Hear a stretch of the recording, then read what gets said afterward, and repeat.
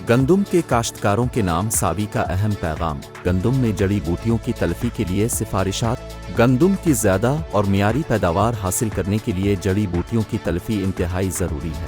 جڑی بوٹیوں کی تلفی مندرجہ ذیل طریقوں سے کی جا سکتی ہے۔ غیر کیمیائی انسداد، فصلوں کا عدل بدل کریں اور گندم والے کھیتوں میں 2 تا 3 سال بعد چارہ برسیم وغیرہ کاشت کریں۔ اگر ممکن ہو تو پہلے پانی کے بعد وتر آنے پر دوہری بار ہیرو چلائی جائے۔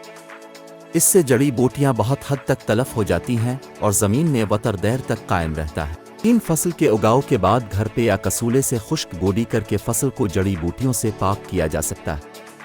یہ عمل کافی مؤثر ہے بشرطے کہ کاشتکار کے پاس افرادی قوت ہو۔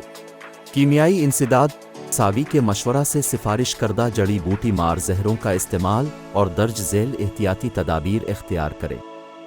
چوڑے اور نوکیلے پتوں والی جڑی بوٹیوں کی تلفی کے لیے صرف مخصوص سفارش کردہ زہر استعمال کریں۔ ریتلے اور کلر اٹھے علاقوں میں ان زہروں کا استعمال احتیاط سے کریں۔ زہر کے چھڑکاؤ کے بعد گوڈی یا بار ہیرو کے استعمال سے پرہیز کریں۔ سپرے کے بعد جڑی بوٹیوں کو چارہ کے طور پر ہرگز استعمال نہ کریں۔ کسی جگہ 2 ہری سپرے نہ کریں اور نہ ہی کوئی جگہ خالی رہنے دیں۔ معیاری سپرے کے لیے مخصوص نوزل، فلیٹ فین یا ٹی جیٹ استعمال کریں۔ تیز ہوا، دھند یا بارش میں سپرے نہ کریں۔ ترجیحاً سپرے دھوپ میں کریں۔ پانی کی مقدار فی ایکڑ 100 تا 120 لیٹر رکھیں۔ سپرے ہمیشہ مشین کی کیلی بریشن کر کے کریں۔